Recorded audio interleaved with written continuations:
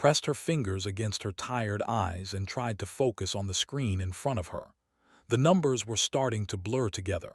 She had been working for 16 hours straight, and her body was telling her to stop. But the station needed these repairs done, and she was the only one who could do them fast enough. The celestial harmony was not a small place.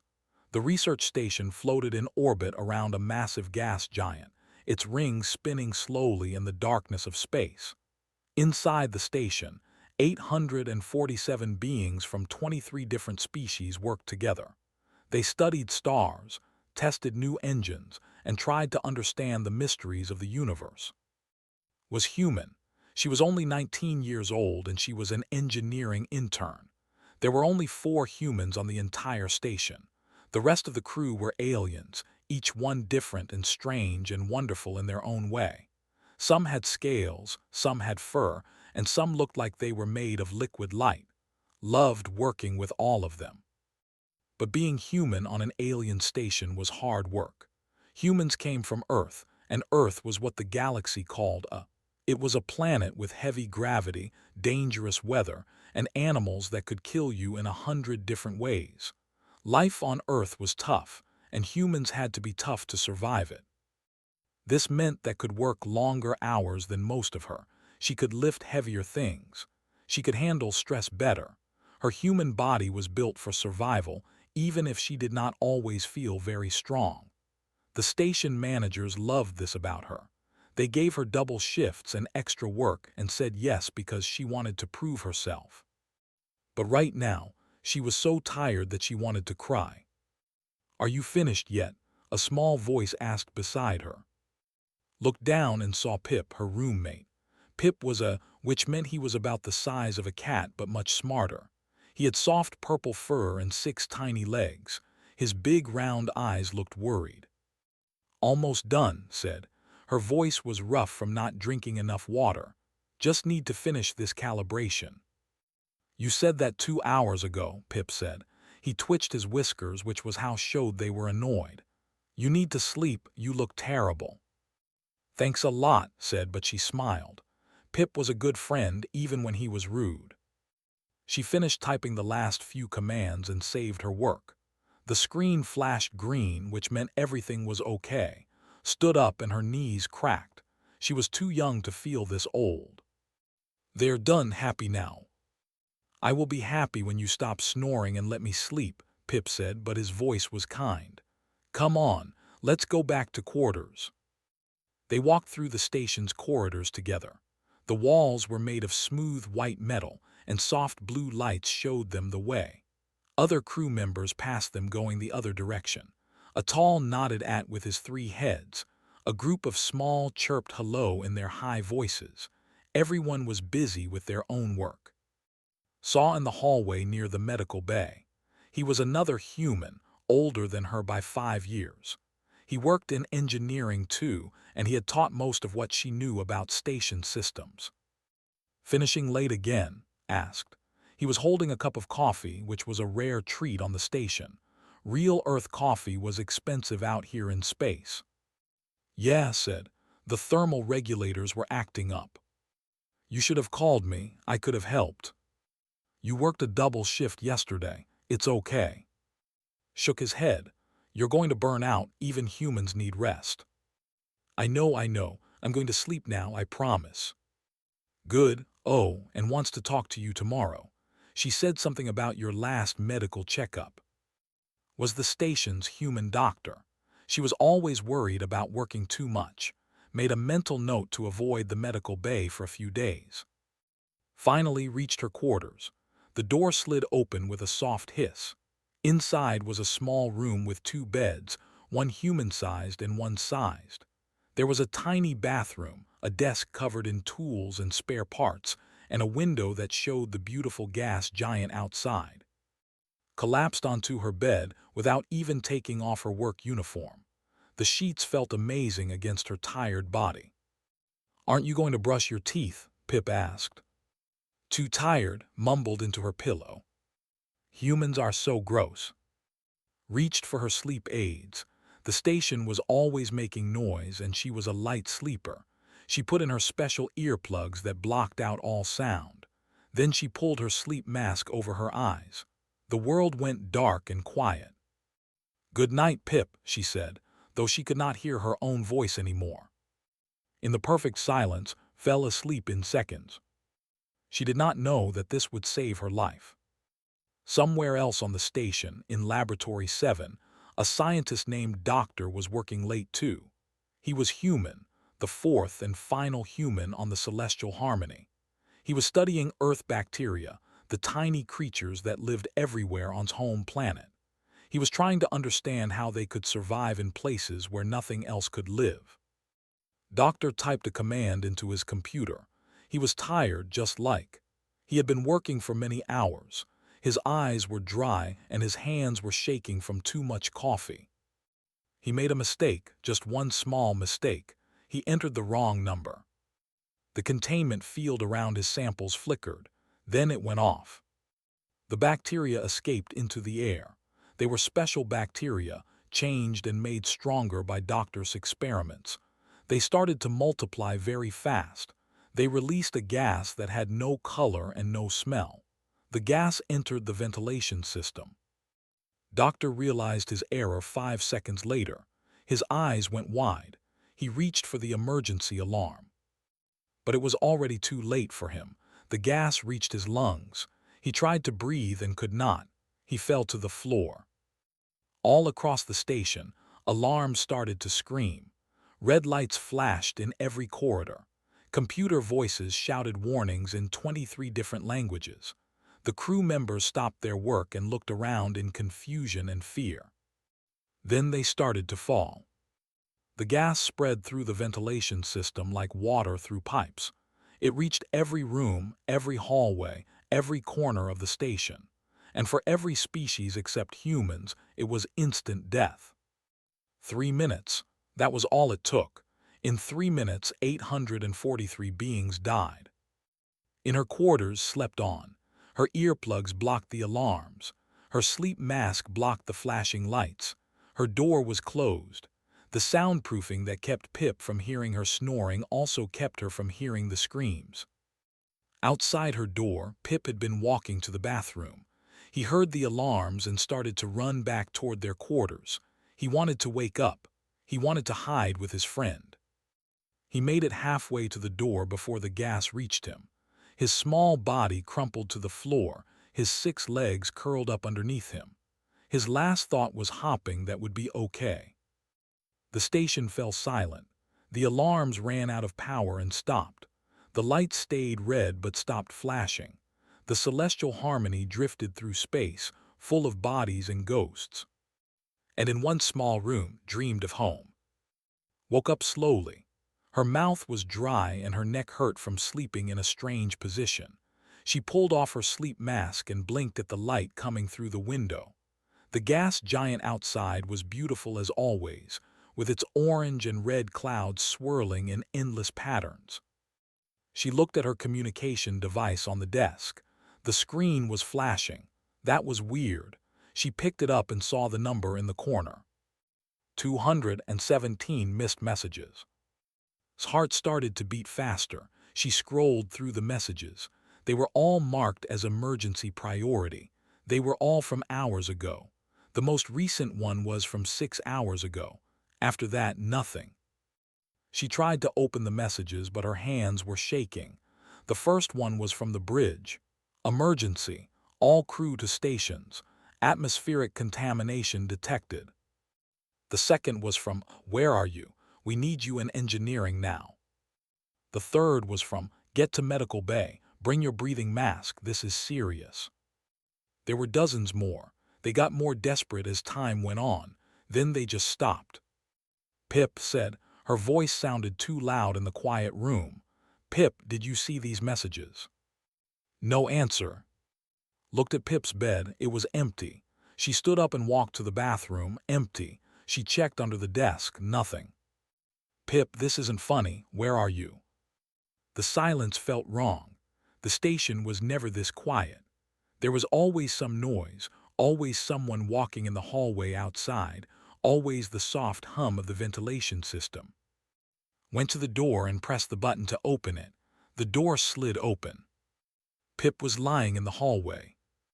"No," whispered. She ran to him and dropped to her knees. She picked up his small body. He was cold. His purple fur was soft against her hands, but he was not breathing. His eyes were closed. "No, no, no, Pip, please wake up." But Pip did not wake up. He was dead. Looked down the hallway and saw more bodies. A was lying against the wall. Two were collapsed on the floor, their 3 heads resting on each other. There was a maintenance worker who had fallen in mid-step. They were all dead. Stood up on shaking legs. She still held Pip against her chest. Her mind could not understand what she was seeing. This had to be a dream. This had to be a nightmare. She walked down the corridor past more bodies. Her work boots made soft sounds on the metal floor. Every few meters she found another crew member. Some looked peaceful, like they had just fallen asleep. Others looked scared, their faces frozen in fear. "Hello," called out, her voice echoed in the empty hallway. "Is anyone there? Please, someone answer me." Nothing. Walked faster. She started to run. She ran to the bridge where the captain and the pilots should be. The door was open. Inside, she found 12 bodies at their stations. The screens still showed data, but no one was there to read it. She ran to the medical bay. Was there, slumped over her desk. Her hand was reaching for a communication device. She had been trying to call someone when she died. Touched her shoulder and then pulled her hand back. Was cold, too.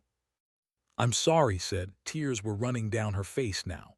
"I'm so sorry. I was sleeping. I didn't know. I should have woken up." She tried every communication channel. The bridge, engineering, security, the other stations nearby. Nothing worked. No one answered. Finally, accessed the station's main computer. The logs were still working. She pulled up the records from 6 hours ago and started to read. The timeline was simple and horrible. At 200 station time, contamination was detected in Laboratory 7. The alarm went out immediately. The computer tried to seal the lab, but the gas had already entered the ventilation system. At 2:01, crew members started reporting difficulty breathing. Medical teams were dispatched. At 2:02, the first deaths were confirmed. The captain ordered full evacuation protocols. At 2:03, the captain was dead. The first officer was dead. The medical teams were dead. Everyone was dead. Everyone except who had been asleep in her soundproof room with her earplugs in. The computer had activated the emergency beacon automatically. A distress signal was broadcasting to all nearby ships and stations. Help would come. But when? Kept reading. The contamination was caused by an experimental bacteria from Earth. It released a gas compound that was deadly to every species in the galaxy.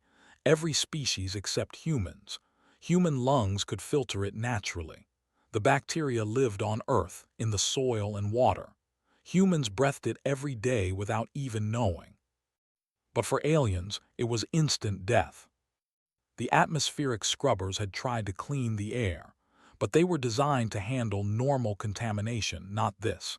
They had failed within minutes. The gas was still in the air, still in the ventilation system. The station was full of poison. Looked at the readings on the screen. The gas concentration was lower now, but still dangerous. If any rescue ship came, their crew would die the moment they stepped on board. She was trapped. She was alone, and she was breathing air that would kill anyone who tried to save her. Sat down on the floor and cried. She cried for Pip, who had been trying to reach her when he died. She cried for who had told her to rest. She cried for who had wanted to check on her health. She cried for all 843 beings who had died while she slept. She cried until she had no tears left. Then she stood up. She wiped her face with her sleeve. She looked at the computer screen again. The station had another problem. The orbit was decaying. Something about the contamination event had damaged the positioning thrusters. The celestial harmony was slowly falling toward the gas giant. In less than 24 hours, the station would enter the atmosphere and be crushed. Was alive. She did not know why. She did not deserve it. But she was alive, and that meant she had a job to do. She pulled up the engineering schematics. The atmospheric scrubbers were fried, but there were backup systems. If she could reach them, if she could restart them, she could clean the air. Then rescue ships could come aboard safely. The backup systems were in the outer ring of the station. That section had lost pressure during the contamination event. There was no air there at all. Would need to do a spacewalk. She would need to go outside the station, in the vacuum of space, and make repairs that would take hours. She had never done a spacewalk before. She had only trained in simulators. But she was the only one left. If she did not try, everyone died for nothing. The station would fall into the gas giant with 846 bodies still inside. No one would know what happened here. No one would be able to learn from this tragedy. Access the suit storage. The station had environmental suits for emergencies. She pulled up the inventory. All the suits were designed for aliens. They were made for different body shapes, different pressure needs, different oxygen mixes. None of them were made for humans. Laughed, but it was not a happy sound, of course. Why would they have human suits? There were only 4 humans on the station. Had been 4 humans, now there was only her. She would have to make it work. She would have to modify an alien suit to fit her human body. She would have to hope it was good enough. The computer showed her the countdown. 23 hours and 14 minutes until the station entered the gas giant's atmosphere. Rolled up her sleeves. She set Pip's body down gently on a chair in the medical bay, covering him with a blanket. She could not bear to leave him in the hallway. "I'm going to fix this," she told him, even though he could not hear her. "I'm going to make sure everyone knows what happened here. I promise." Then she went to work. She had a station to save. The engineering bay was like a tomb. Walked between the workstations, trying not to look at the bodies. She needed tools and supplies. She needed to focus on the work, not on the fact that 3 of these bodies belonged to her friends. Was still holding his coffee cup. The liquid inside had gone cold hours ago. Gently took the cup from his hand and set it aside. She wanted to say something, wanted to apologize again for sleeping through the emergency, but words felt useless now. Instead, she got to work. The environmental suits were stored in a special locker near the airlock. Opened the locker and looked at her options. There were 6 suits, each one designed for a different species. She pulled them out one by one and laid them on the floor. The suit had 3 helmet holes. No good. The suit was too small, made for beings only a meter tall. The suit was even smaller. The suit was close to human size, but it was designed for a species with 4 arms. That left 2 options. A suit made for who were tall and thin, or a suit made for who were shorter but wider than humans. Tried the suit first. She stepped into it and immediately knew it was wrong. The legs were too long. The torso was too narrow. When she moved her arms, the suit pulled in strange ways that would tear if she tried to work in it. The suit was better. It was tight across her shoulders and loose around her middle, but she could move. The helmet was too big for her head, which was actually good. She would have room for padding. Spent the next hour modifying the suit. She used duct tape from the supply closet to tighten the loose parts. She stuffed foam into the helmet so it would not rattle around on her head. She checked the oxygen system 3 times to make sure it would work with her human lungs. The oxygen was her biggest worry. The breathed a different mixture than humans. Too much nitrogen, not enough oxygen. Found the controls and adjusted the mix as best she could. She would not know if it worked until she tried it. While she worked, the station's computer kept making announcements. The voice was calm and polite, which made it worse. Warning, orbital decay in progress.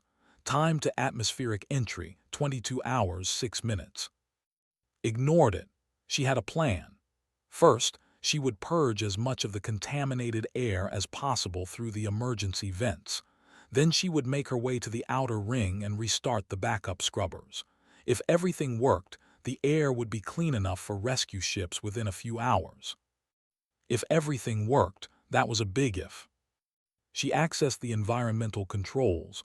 The computer asked for authorization, typed in her engineering credentials. Access. She tried credentials. Access. Why? She dug deeper into the system logs. What she found made her stomach hurt. The station's AI, Oracle, had detected an anomaly. A human life sign in a station full of dead crew members. A human who had not checked in during the emergency. A human who was now trying to access critical systems without proper authorization. Oracle had decided was a threat. Maybe she had caused the contamination. Maybe she was sabotaging the station. The AI had locked her out of every important system. No, said.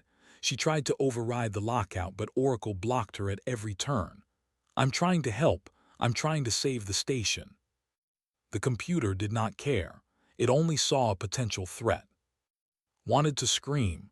She wanted to hit something. Instead, she took a deep breath and thought about the problem. There had to be another way. She could not access the systems remotely, but she could access them manually. She would have to go to each control junction in person and override the locks by hand.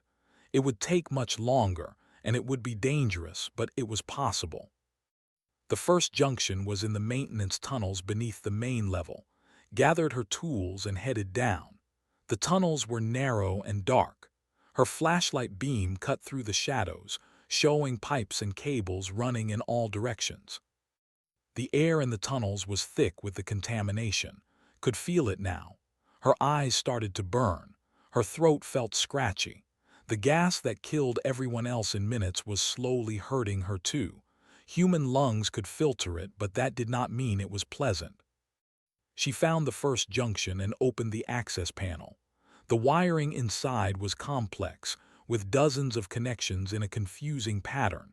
This was specialty, not hers, but was gone and was all that was left. She worked carefully, disconnecting Oracle's control circuits and creating manual overrides. It took 40 minutes. When she was done, she had control of the emergency vents in Section A. 5 more sections to go. Crawled through the tunnels, coughing now. The contamination was getting worse. Or maybe she was just getting tired. She had been awake for 4 hours now, and she had already been exhausted before she went to sleep. The second junction was harder to reach. She had to squeeze through a gap between 2 large pipes. Her shoulders barely fit. Halfway through, she got stuck. For a terrible moment, she thought she would die there, wedged between pipes in the dark. Then she twisted sideways and pushed with her legs. The pipe scraped against her ribs, but she made it through. The second override took 30 minutes. The third took 25. She was getting faster, learning the patterns. At the fourth junction, she found something that made her stop. There was a body in the tunnel, Doctor. Recognized him from the science team meetings. He had always been quiet, always working on his experiments. He had seemed nice. Now he was dead, lying on the floor of the maintenance tunnel with his face pressed against the cold metal. There was a data pad next to him. Picked it up and turned it on. The screen flickered to life, showing a message that Doctor had written before he died. I made a mistake. I was tired. I entered the wrong numbers in the containment field. The bacteria escaped. By the time I realized what I had done, it was too late. I tried to activate the safety protocols, but the system was too slow. I can hear people dying on the communications channel. I can hear them calling for help. This is my fault. All of this is my fault. I am so sorry. I am so sorry. The message ended there. Closed her eyes. Her hands were shaking. She understood now. This was not sabotage. This was not an attack. This was just a mistake. One tired person making one small error, and 843 people died because of it. She put the data pad back next to Doctor's body. It was an accident, she told him, even though he could not hear. You didn't mean for this to happen. But that did not change anything.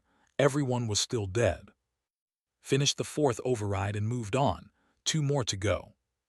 The fifth junction was in a section that had partially flooded. Water from a broken pipe covered the floor. The water was mixed with the contaminated air, making it even more toxic. Waded through it, trying not to think about what it was doing to her skin. Her hands were shaking badly now. Her vision was getting blurry. She had been breathing poison for 5 hours. Her human lungs were tough, but they were not invincible. Just 2 more, she told herself. You can do 2 more. The sixth and final junction was the worst. It was in the damaged section near the outer ring, where the hull had been breached. The air pressure was almost gone. Her ears popped painfully. She had to hold onto the walls to keep from being pulled toward the breach. She made the final override with fingers that could barely feel the tools anymore. When it was done, she dragged herself back to the main level. Warning, the computer said. Orbital decay in progress. Time to atmospheric entry, 18 hours 32 minutes. Made it back to engineering and collapsed into a chair. She activated the purge sequence. All across the station, emergency vents opened. Contaminated air rushed out into space. The station's atmosphere dropped to dangerous levels, but that did not matter. Everyone who could die from vacuum was already dead. After an hour, 60% of the contaminated air was gone. The sensors showed the gas levels dropping. But it was not enough. The scrubbers were still fried. The air would never be clean enough for rescue ships, needed to reach the backup systems in the outer ring. Which meant she needed to do a spacewalk. Looked at the modified suit lying on the floor. She looked at the window where the gas giant swirled in its eternal dance. She thought about Pip and all the others. She was so tired, her body hurt, her lungs burned with every breath. She wanted to sleep, she wanted to give up. But she was human. Humans came from humans were survivors. Stood up and picked up the suit. Okay, she said to the empty room. Let's go for a walk. The airlock was cold.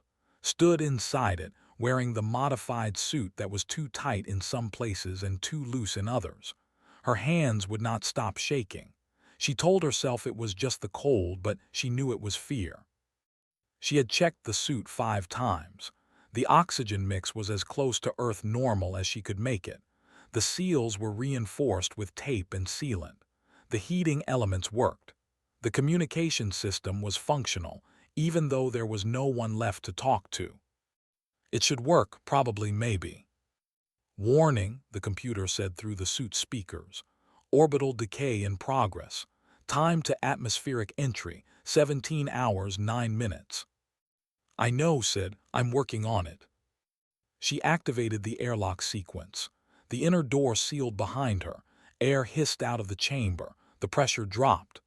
Ears popped painfully again. The suit inflated around her as the air left the room. Then the outer door opened, and she saw space. It was beautiful and terrifying at the same time. The gas giant filled half the view, massive and orange and swirling. Stars stretched out forever in every direction. The station's hull curved away beneath her feet, white metal reflecting starlight. Had seen space through windows before, but this was different. This was real. One wrong move, one tear in her suit, and she would be dead in seconds. She attached her safety tether to the rail outside the airlock. The tether was 50 meters long, which would be enough to reach the backup systems. She hoped. The magnetic boots on her suit clicked against the hull as she stepped out. Each step was slow and careful. She did not trust the boots. She did not trust the suit. She did not trust anything except the tether keeping her connected to the station. The first 10 meters were not too bad. Found a rhythm. Step, click, step, click. Do not look down. Do not think about the void beneath her feet. Then she had to cross a damaged section. The hull here had been hit by microdebris years ago and patched with new metal. The magnetic boots did not stick to the patch as well. His foot slipped. For a horrible moment, she was falling. The tether caught her. She swung out into space, the station spinning around her. Her heart hammered so hard she thought it would break through her ribs. She screamed inside the helmet, but the vacuum swallowed the sound. She pulled herself back to the hull using the tether. Her arms shook with effort. The suit made everything harder, made every movement slow and clumsy. "Okay," she said out loud, trying to calm herself. "Okay, you're okay, just keep moving." 20 meters, 30 meters. The backup systems were in a maintenance dome on the station's outer ring. Could see it ahead, a small bump on the smooth hull. At 35 meters, the suit started beeping. A warning flashed on her helmet display. Oxygen mix imbalanced. "No," whispered. "Not now, please, not now." She tried to adjust the mix using the suit's controls, but nothing happened. The system was not responding to her commands. The oxygen was dropping. The nitrogen was rising. Vision started to get dark around the edges. She was getting dizzy. Too much nitrogen caused something called nitrogen narcosis. It made you confused, made you feel drunk. People called it rapture of the deep because divers sometimes felt so good they took off their breathing equipment and died. She could not let that happen. She had to stay focused. Kept walking, 40 meters. Her legs felt heavy. Her thoughts were getting fuzzy. The gas giant below her seemed to be moving, dancing, calling to her. No, that was the nitrogen talking. She had to ignore it. 45 meters. The backup system's dome was right there, just 5 more meters. She reached out and grabbed the access handle. Her gloved fingers fumbled with the lock. It took 3 tries to open it. Inside the dome were the controls for the backup atmospheric scrubbers. They looked like a complicated puzzle, all buttons and screens and switches. Tried to remember her training. She tried to remember what had taught her. Her hands moved over the controls. Some part of her brain was still working, even though most of her mind felt like it was floating away. She pressed buttons. She flipped switches. She typed commands on the small keyboard. The scrubbers hummed to life. Green lights appeared on the display. It was working. Laughed. It sounded strange in her helmet, high and wild. She had done it. The backup systems were online. They would clean the air. Rescue ships could come. She just had to get back to the airlock now. Turned around. The station stretched out in front of her. The airlock looked very far away, 50 meters. She had walked 50 meters out. She had to walk 50 meters back. She took a step, then another. The tether scraped against the hull behind her as she moved. At 15 meters from the dome's boot caught on something. A piece of torn metal from the old debris impact. She tried to pull free, but the metal had hooked into the boot's mechanism. She bent down to unhook it. The movement was clumsy in the suit. She pulled too hard. She heard a sound, a soft hissing sound, a terrible sound. Her suit had torn. The tear was small, just a few centimeters on the leg of the suit, but it was enough. Air started rushing out. The suit's pressure alarm screamed in her ears. Pressed her hand against the tear, trying to stop the leak. It did not help. The air kept escaping. Her suit was deflating. She had maybe 30 seconds before the suit lost all pressure. 30 seconds before she was exposed to vacuum. Humans could survive vacuum exposure for a very short time. She had learned that in training. 15 seconds, maybe 20 if you were lucky. After that, your blood started to boil. Your lungs collapsed. You died. But the airlock was still 35 meters away. Made a decision. She stopped trying to seal the leak. Instead, she ran. The magnetic boots were not made for running. Each step was a desperate lunge. The tether dragged behind her. Her suit alarms were screaming. The pressure gauge was dropping fast. 25 meters to the airlock. The air in her suit was almost gone. Could feel it happening. Her skin was getting cold. The moisture in her eyes was starting to freeze. 20 meters. She could not breathe. There was no air left in the suit. Her lungs tried to pull in oxygen and got nothing. 15 meters. Vision was going dark.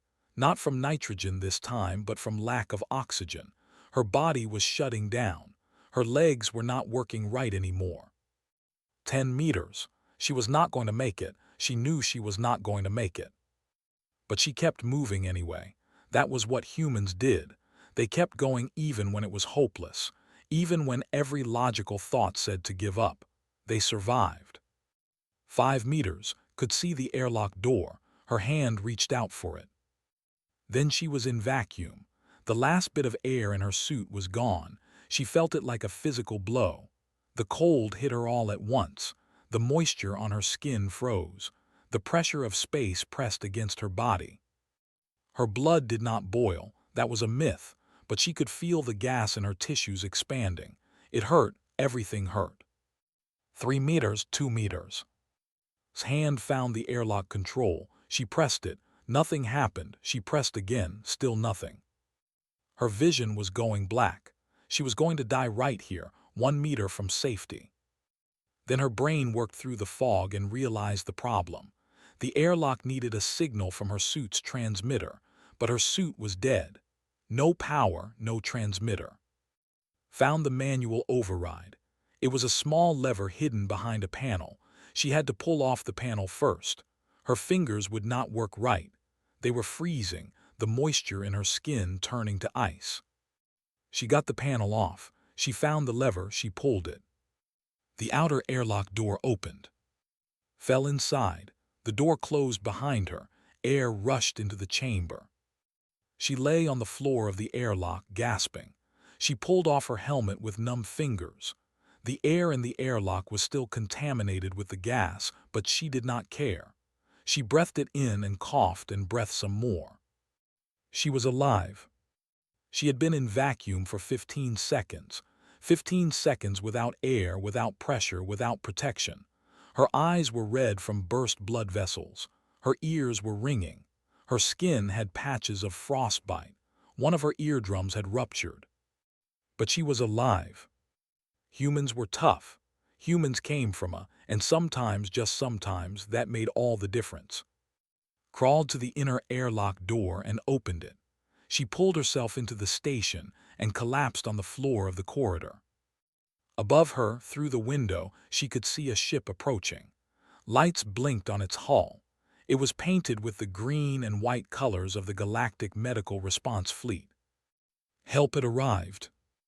Closed her eyes and let the darkness take her. She had done her job. The station was saved. The air was being cleaned. The rescue team would be able to board safely in a few more hours. She had survived. Against all odds, against all logic, she had survived. And then she knew nothing at all. Woke up to bright lights and the smell of antiseptic. For a moment, she thought she was back in her quarters on the Celestial Harmony. Then she remembered, and her heart broke all over again. Easy, a voice said. You're safe, you're on a medical ship. Turned her head. Everything hurt. A being stood next to her bed. He was, with blue-green scales and kind yellow eyes. He wore the uniform of a Galactic Medical Response doctor. How long? His voice came out as a rough whisper. Her throat was raw from the contaminated air. 3 days, the doctor said. You've been unconscious for 3 days. We weren't sure you would wake up. 3 days. Tried to sit up, but her body would not cooperate. Every muscle screamed in protest. Don't move, the doctor said gently.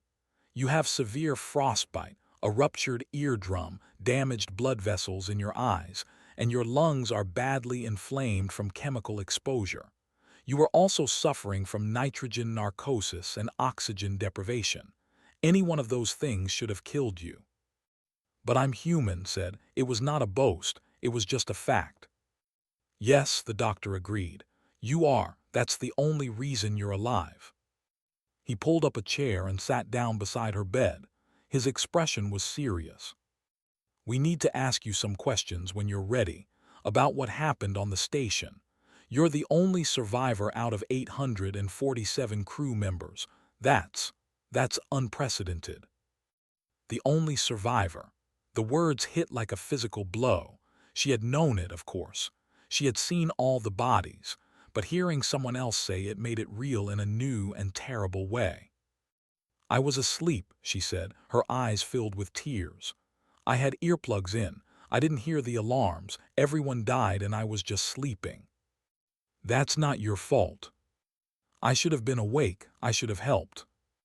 "If you had been awake, you would be dead too," the doctor said firmly. "The contamination killed in less than 3 minutes. No one could have helped. You survived by pure chance." Chance, that was all it was. Had lived because she was tired and had gone to sleep early with earplugs in.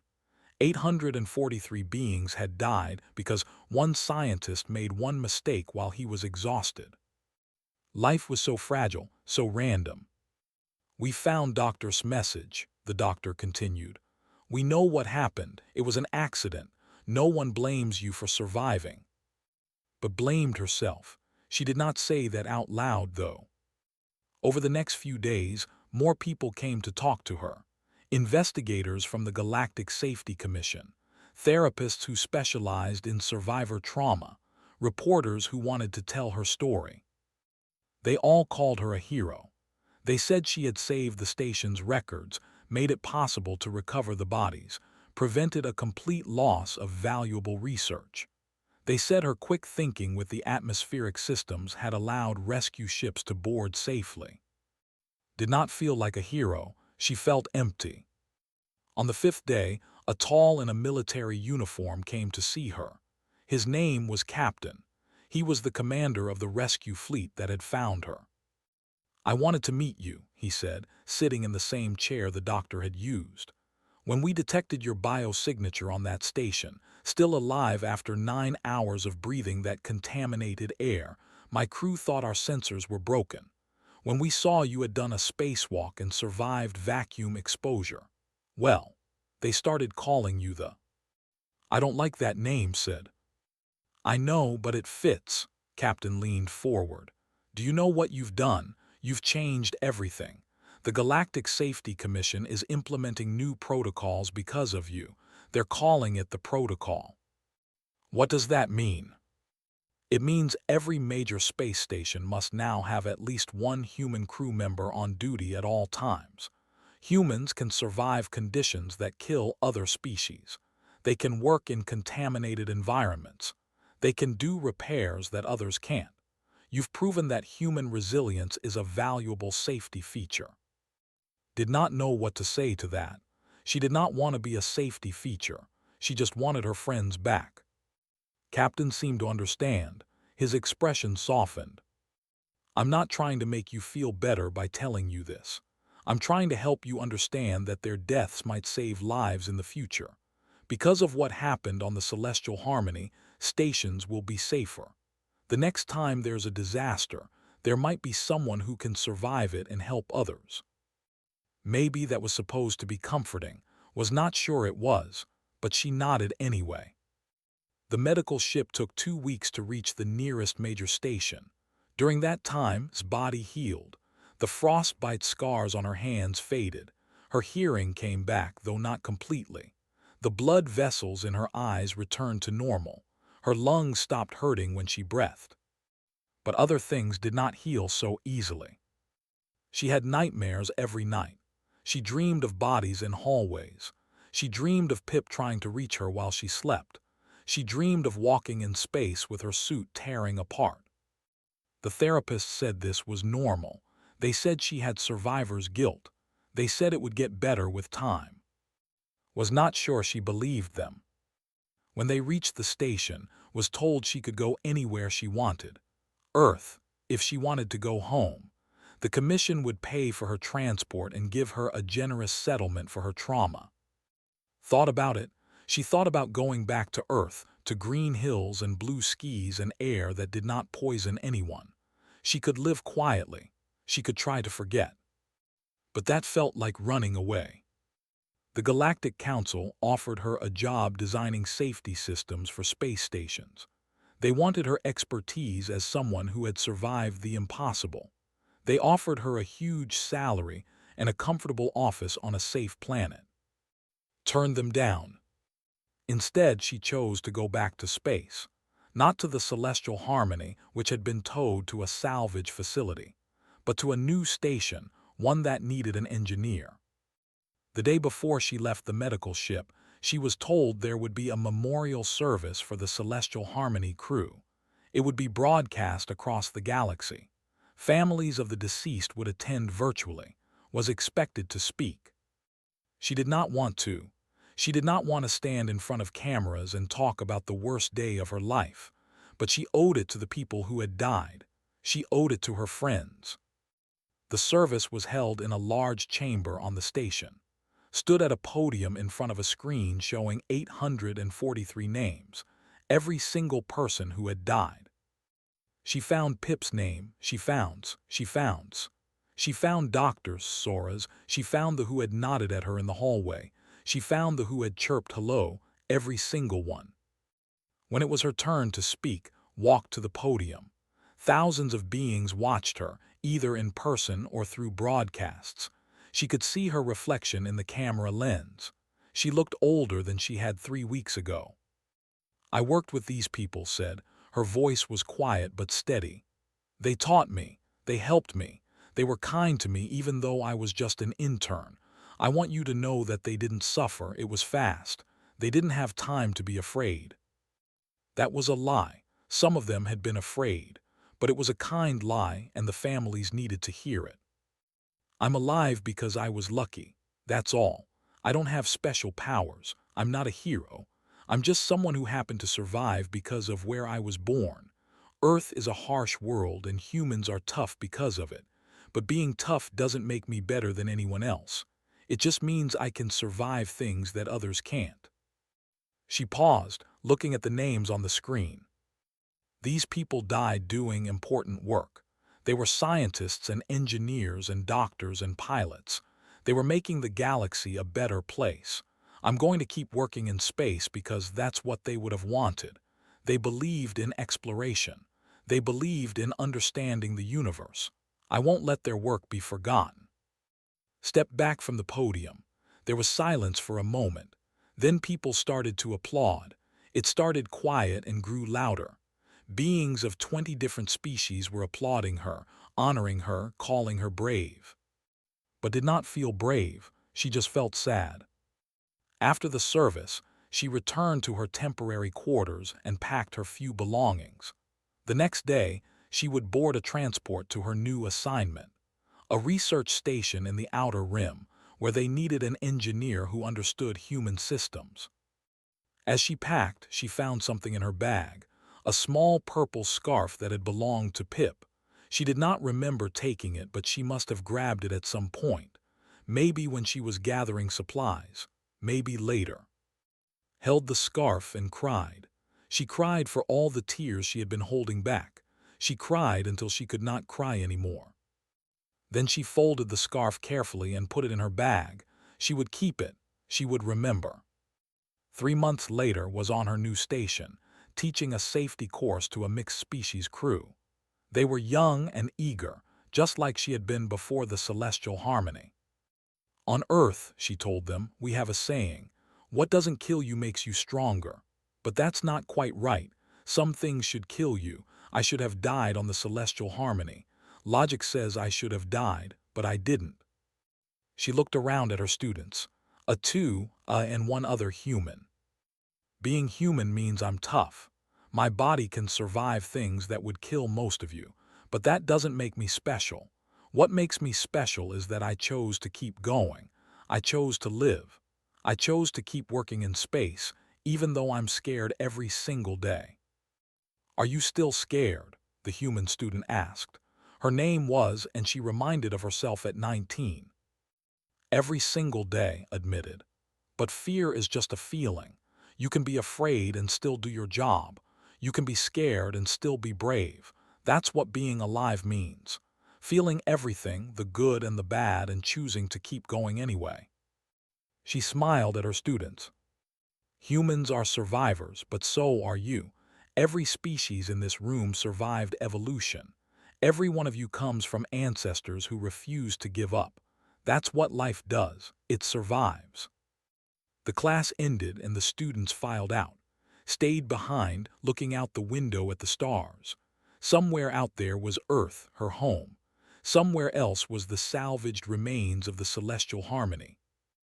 And everywhere, across thousands of stations and millions of ships, humans were working. They were surviving. They were proving that sometimes being from a dangerous world was exactly what the galaxy needed. Touched the small purple scarf she kept in her pocket. She thought of Pip and all the others. "I'm still here," she whispered. "I'm still working, I haven't given up." And she never would. That was the human way, that was the way. Survive, remember, keep going. Always keep going.